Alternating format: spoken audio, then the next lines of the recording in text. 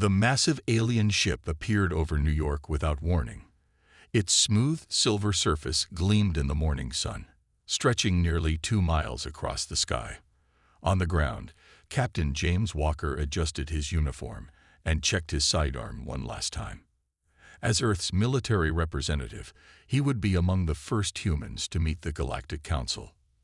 "Remember," General Martinez's voice crackled through his earpiece, "show strength, but remain diplomatic." The alien ship's landing ramp descended with a soft hum, touching down in the cleared area of Central Park. 3 tall figures emerged, their metallic armor catching the sunlight. The middle one, standing nearly 8 feet tall, stepped forward. "We welcome Earth to the greater galactic community."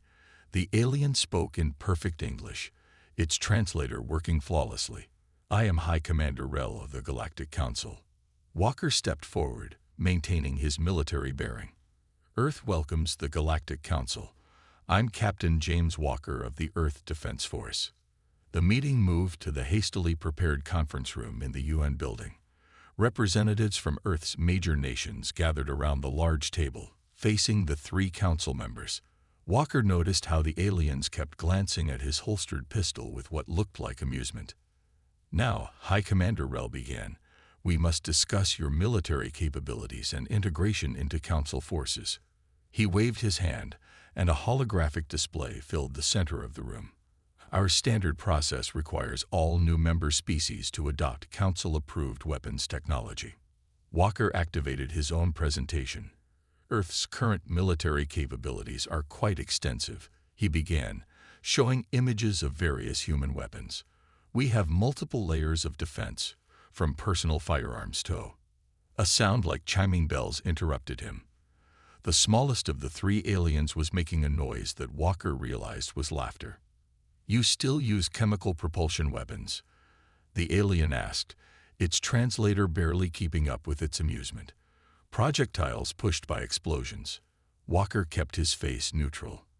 "Our current arsenal has proven highly effective for Earth's defense needs." High Commander Rel raised a hand, silencing his companion.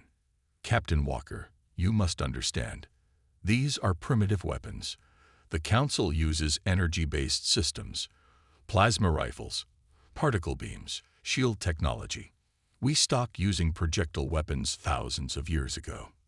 "With respect," Walker replied, bringing up video of a military exercise, "our weapons are constantly evolving. This is our latest railgun technology." "Still throwing pieces of metal," the 3rd alien interrupted. "How do you expect to defend against energy shields with such obsolete technology?" Walker noticed several human officials shifting uncomfortably in their seats. He remembered his grandfather's words about the importance of keeping old knowledge alongside new developments. Something about the Council's dismissive attitude made him uneasy. "The Council requires all member species to upgrade their military technology to our standards," High Commander Rel stated firmly. "It's for the greater good of the galaxy. Your chemical weapons, these guns as you call them, will be replaced with proper armaments." The meeting continued for several hours. Walker watched as the Council representatives displayed increasingly advanced technology, each demonstration accompanied by subtle or overt jabs at human military capability. They showed ships that could cross galaxies, weapons that could pierce planets, shields that could withstand supernovas. Yet something felt off. Walker caught the eyes of General Martinez across the room, seeing the same concern reflected there. The Council's insistence on completely replacing Earth's military technology, rather than supplementing it, raised red flags. As the meeting concluded, High Commander Rel presented Earth's representatives with a membership agreement. "Sign this, and Earth will begin its journey to true civilization. Our technology will elevate your species." Walker studied the document carefully. Between the lines of diplomatic language, he found what he feared: complete military subordination to Council authority. They would have to surrender their primitive weapons and accept Council oversight of all military matters. "We'll need time to review this properly," Walker said carefully. "Of course," High Commander Rel replied, though his tone suggested he expected no serious deliberation. Take all the time you need.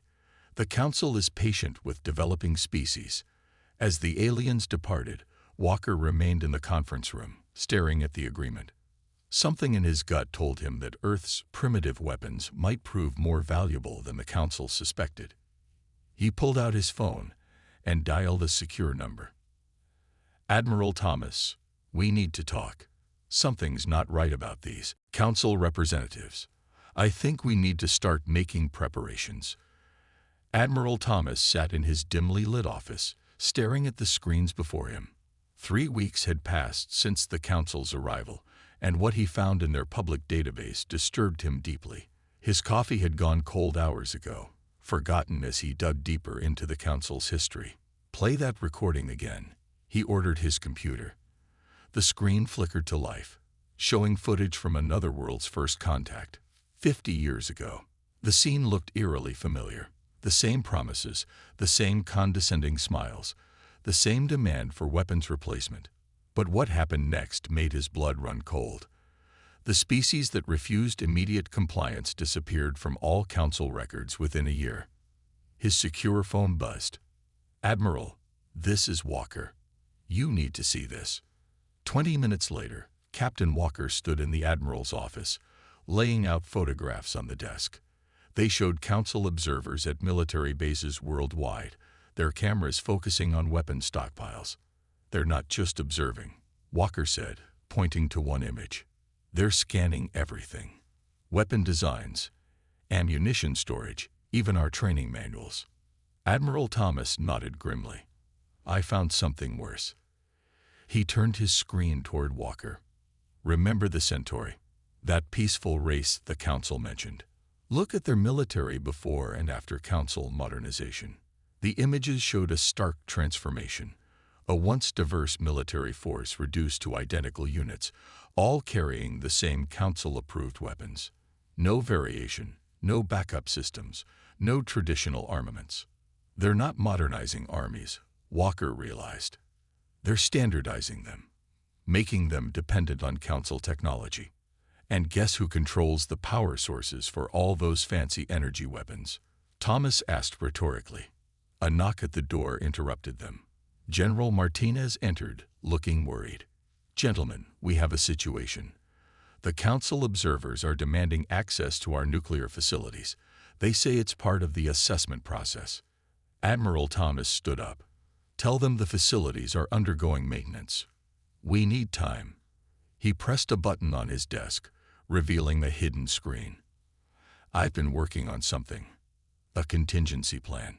The screen showed designs for new weapons, railguns disguised as energy weapon platforms, conventional ammunition factories hidden underground, training programs that maintain traditional combat skills while appearing to embrace Council doctrine.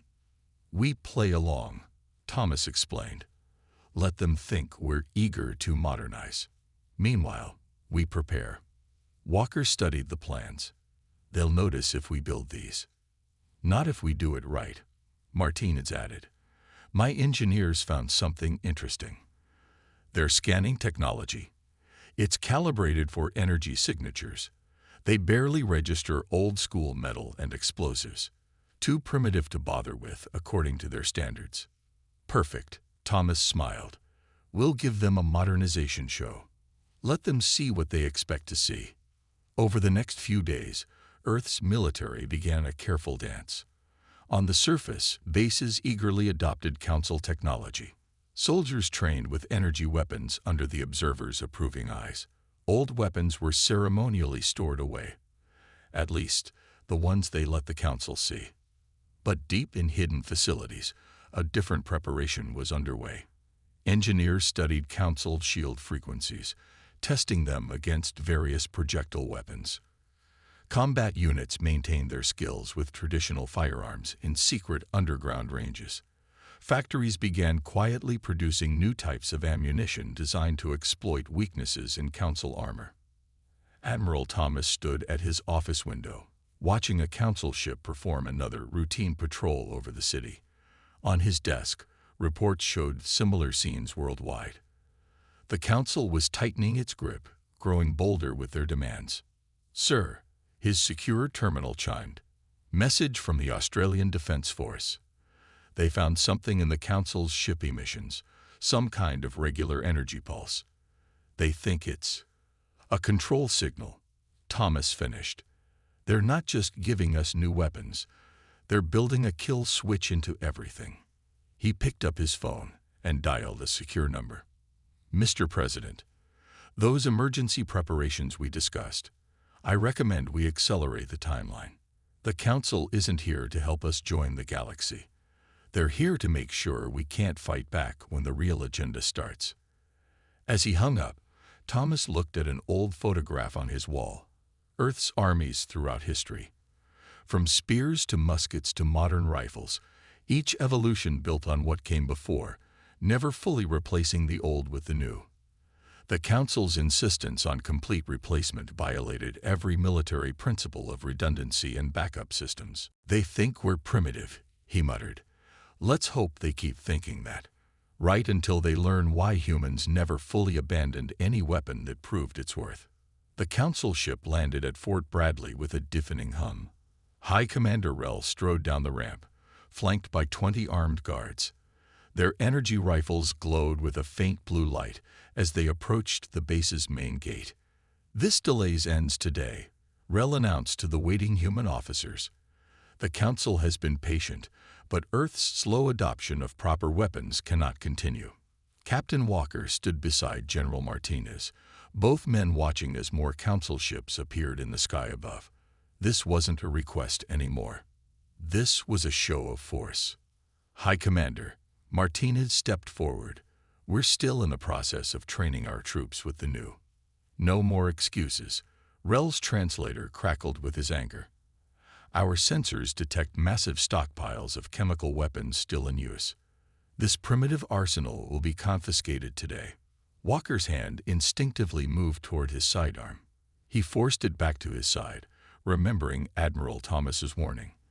Let them make the first move. Our troops will assist in the disposal of your outdated weapons, Rel continued. He waved, and his guards moved toward the base's armory. Do not interfere. The Council guards approached the armory doors, their energy shields humming to life. Behind Walker, human soldiers tensed. Everyone remembered the emergency orders. Appear cooperative, but protect the special storage areas at all costs. Everything went wrong when a young Council guard tried to force open the wrong door. The alarm blared immediately. Automatic defenses, officially deactivated but secretly very much alive, registered an unauthorized breach attempt. Hidden speakers blasted a pre-recorded warning in multiple languages. Stop, Walker shouted, but it was too late. The Council guard fired his energy weapon at the door's locking mechanism. The beam reflected off the specially treated surface, designed by engineers who had spent months studying Council weapon signatures. The redirected energy scattered the alien guard's formation. This is an act of aggression, Rel roared. Subdue these primitives. What happened next would be talked about across the galaxy for years to come. As the Council guards raised their weapons, they discovered a fatal flaw in their tactical doctrine. Their energy shields, designed to stop plasma bolts and particle beams, had a refresh rate, a tiny gap in coverage that occurred every few microseconds. Not long enough for an energy weapon to penetrate, but more than enough time for a simple brass and lead bullet traveling at supersonic speed. The hidden defensive positions around the base, carefully concealed from Council scans, opened fire.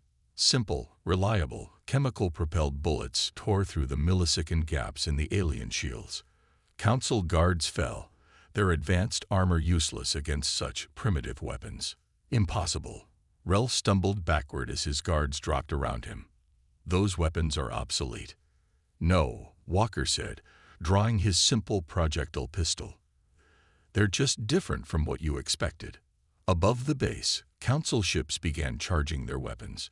But they had made the same mistake as their ground forces, focusing their scans on energy signatures and ignoring simple metal. They never detected the railgun batteries hidden in the surrounding hills. The first ship fell from the sky, a hypersonic tungsten rod punching through its shield during a refresh cycle. The second took multiple hits from different angles, its crew unable to understand why their invincible defenses were failing. All bases, execute Protocol Delta. Martinez spoke into his radio. Across the planet, similar scenes played out as the Council's attempted weapons seizure met prepared resistance. Rel stared in shock as his forces retreated. You planned this.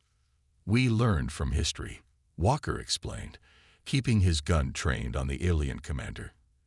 Every time someone claims their technology makes them invincible, someone else finds a simple solution they never considered. The remaining Council ships flowed into orbit, leaving their ground forces stranded. As human troops secured the area, Walker's phone buzzed. Admiral Thomas's message was brief. First test successful. Now they know we can fight back. Get ready for their real response. Walker looked at the fallen Council guards, their advanced weapons scattered uselessly around them. Earth had thrown the first punch, but everyone knew this was just the beginning. The real war would start soon. Send word to all commands, Martinez ordered. Tell them what happened here. The Council just learned the hard way. Sometimes the old ways are still the best ways. 3 days after the Fort Bradley incident, the Council's response arrived. 500 warships dropped out of faster-than-light travel, their massive forms blocking out the stars above Earth. Admiral Thomas stood in the Global Defense Command Center, watching the tactical displays light up with enemy signatures. Around him, military leaders from every major nation waited in tense silence. They're broadcasting, a communications officer announced. High Commander Rel's face appeared on the main screen, his usual diplomatic smile replaced by cold anger. Your primitive rebellion ends now. Surrender your weapons and accept Council authority, or face immediate pacification. Thomas looked at the President, who nodded grimly. They had prepared for this moment. No, Thomas replied simply. The Council fleet's response was immediate. Energy beams lanced down from the ships, aimed at major military installations. But something unexpected happened. The beams hit empty fields and abandoned buildings. All real bases shifted to backup locations last week, General Martinez reported with satisfaction. They're shooting at holograms and empty buildings. The Council ships adjusted their tactics, launching waves of automated fighter craft. The small ships dove through Earth's atmosphere, their energy shields gleaming. They expected to face desperate resistance from outdated human weapons. Instead, they met Operation Thunderbolt. Hidden silos across Earth opened, revealing ranks of next-generation railguns. These weren't the primitive weapons humans had shown the Council. These were the products of months of secret development, designed specifically to exploit the weaknesses in Council shield technology.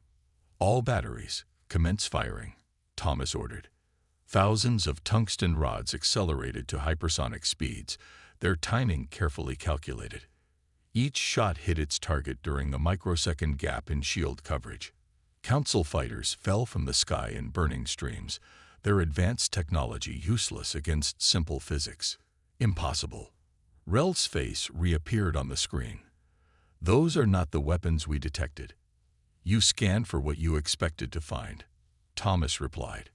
Energy signatures, power sources, complex technology. But sometimes, Commander, the simplest solution is the best solution. The Council fleet changed formation, moving to launch a full-scale bombardment. But Earth wasn't finished revealing its surprises. Launch the drones, Martinez commanded. Swarms of small, seemingly primitive drones rose from hidden bases. The Council ships ignored them at first. Their sensors showed no energy weapons, no shield technology, nothing but basic electrical systems. That was their second mistake. The drones carried simple explosive payloads, timed to detonate at the exact moment of shield refresh. While each explosion was small, thousands of drones struck simultaneously. Council ships began losing shield generators, their defenses overwhelmed by the sheer number of perfectly timed primitive attacks. How? Rel demanded, his composure cracking. Your species was barely capable of spaceflight. We learned from you, Thomas explained. Every time you mocked our weapons, you revealed something about your own. Every demonstration of your technology showed us its limits. You taught us exactly how to beat you. The battle raged for hours. Council ships, designed to fight energy weapon duels in space, struggled against Earth's unconventional tactics.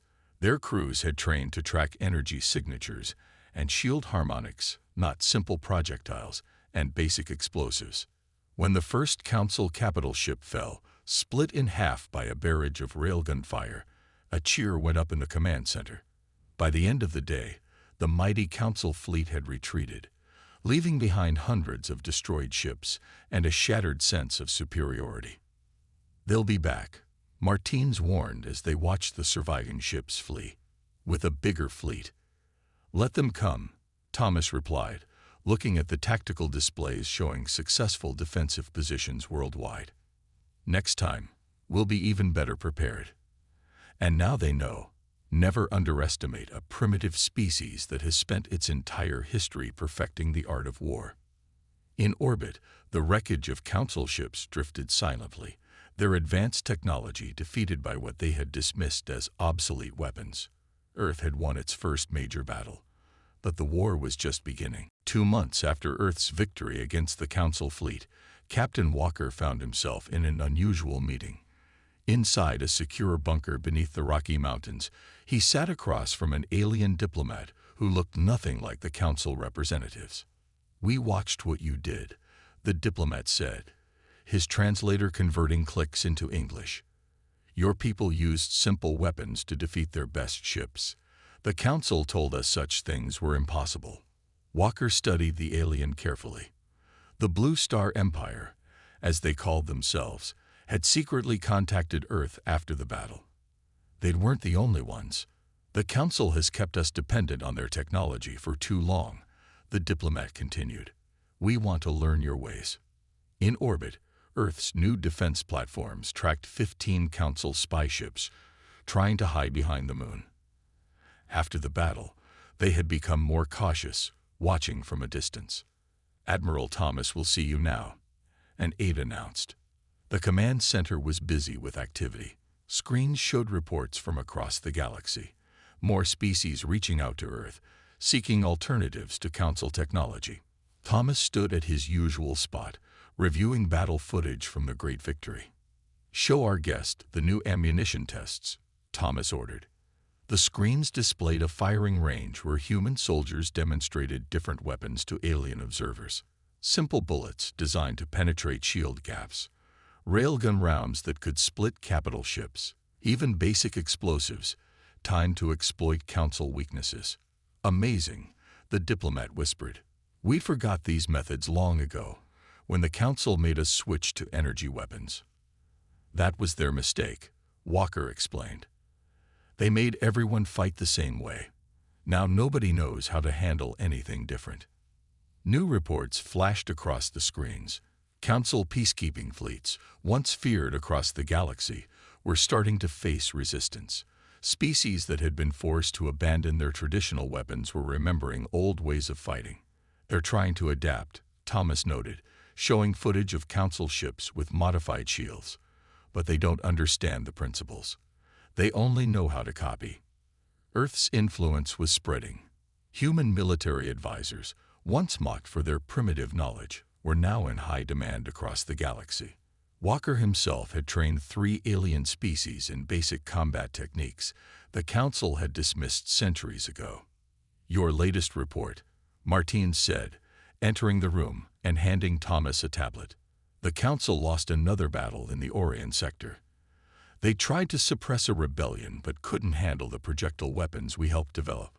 The Council's military doctrine was falling apart. Their standardized approach, once their strength, had become their weakness. They didn't know how to fight enemies who used unpredictable, obsolete weapons." More ships approaching. An officer called out. "Not Council design. Looks like the Centauri Defense Fleet." The Centauri, one of the first species to reach out after Earth's victory, had already started rebuilding their traditional military forces. Their ships now carried both energy weapons and projectile systems, making them far more effective than pure Council technology. The Council's biggest mistake, Walker said to the diplomat, wasn't underestimating our weapons. It was thinking that newer always means better. Thomas nodded.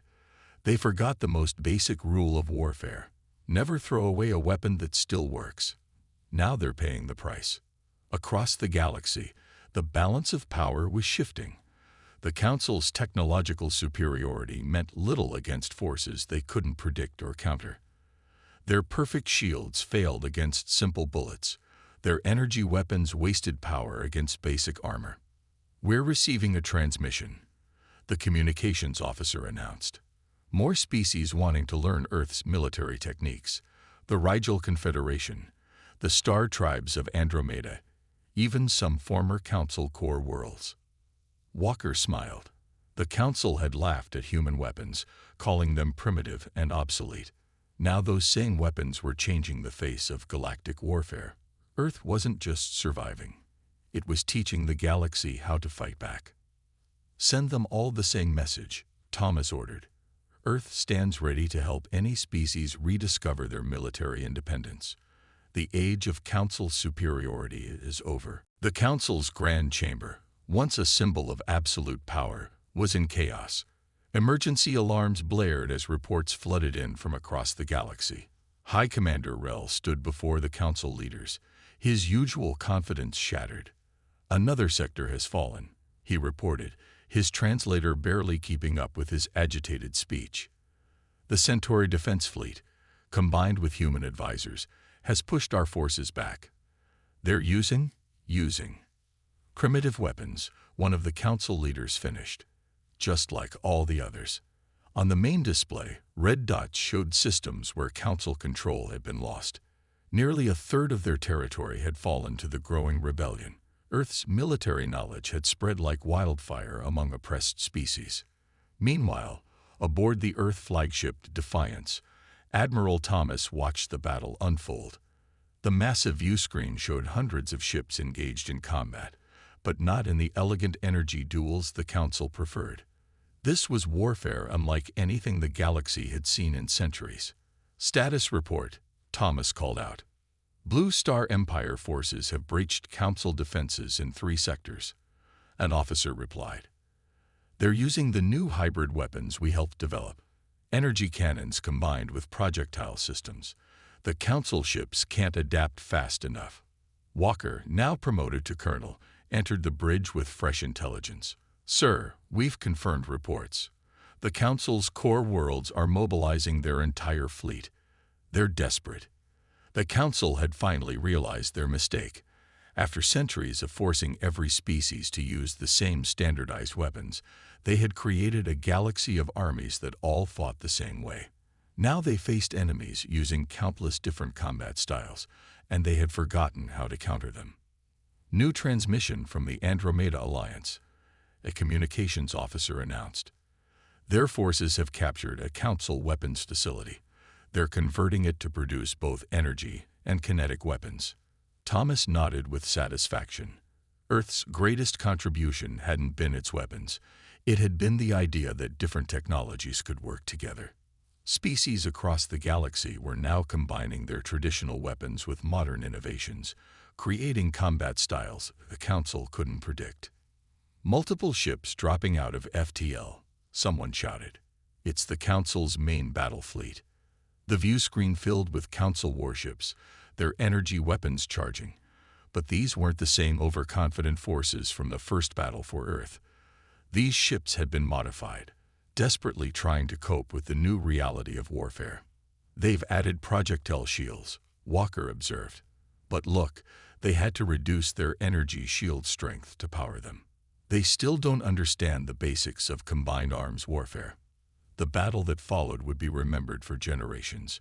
Council ships, their crews trained only in energy combat, faced attacks from every direction using every type of weapon imaginable. Kinetic rounds from Earth vessels, plasma bombs from Blue Star ships, ancient but deadly missiles from the Centauri.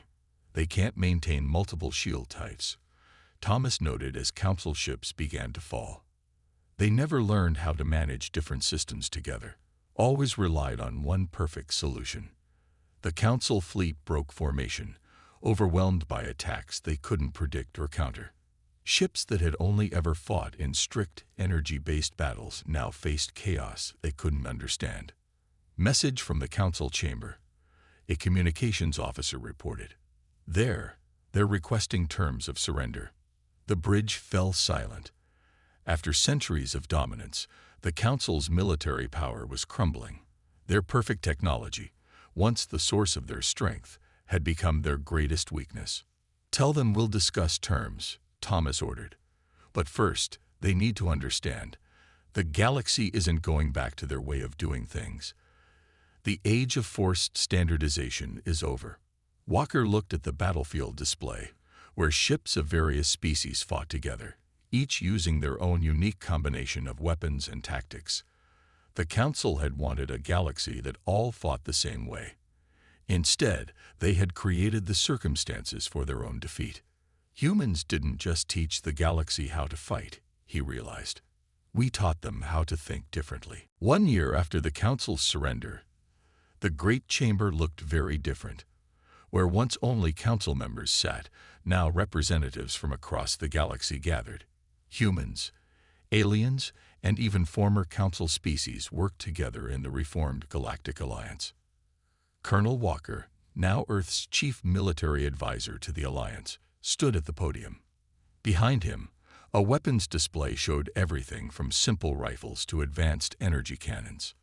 The foundation of the new military doctrine is simple, he explained to the gathered representatives. No single weapon system is perfect. No single technology is supreme. Strength comes from diversity. High Commander Rel, now serving as a junior representative, watched from his seat. The past year had changed him. The arrogance was gone, replaced by a newfound respect for what he once called primitive. Today's demonstration will show combined arms tactics, Walker continued. Each species bringing their traditional weapons alongside new innovations. The main screen activated, showing the new Alliance training grounds. Soldiers from different worlds practiced together, each using their preferred weapons. Human troops with rifles worked alongside alien energy weapon specialists. Ancient combat techniques mixed with modern technology. Admiral Thomas, now Supreme Commander of Alliance forces, entered the chamber. The quarterly defense review was ready, he announced. Every member world has successfully reintegrated their traditional military capabilities with modern systems. The changes across the galaxy had been dramatic. Worlds that had lost their military independence under Council rule were rediscovering their heritage. Some found ancient weapons in museums and updated them with modern materials.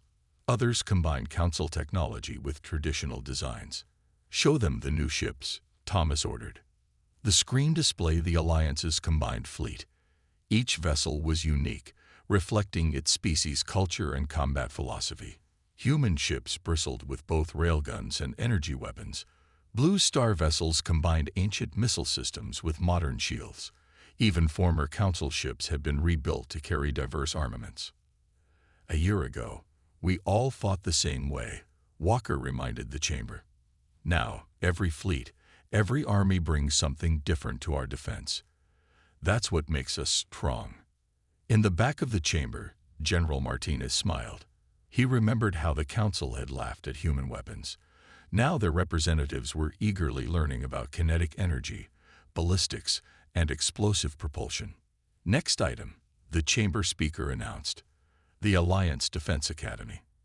The screen showed a massive new facility on Earth. Here, species from across the galaxy came to learn and share military knowledge. Council energy weapon experts taught alongside human ballistics instructors. Every combat style was studied and respected.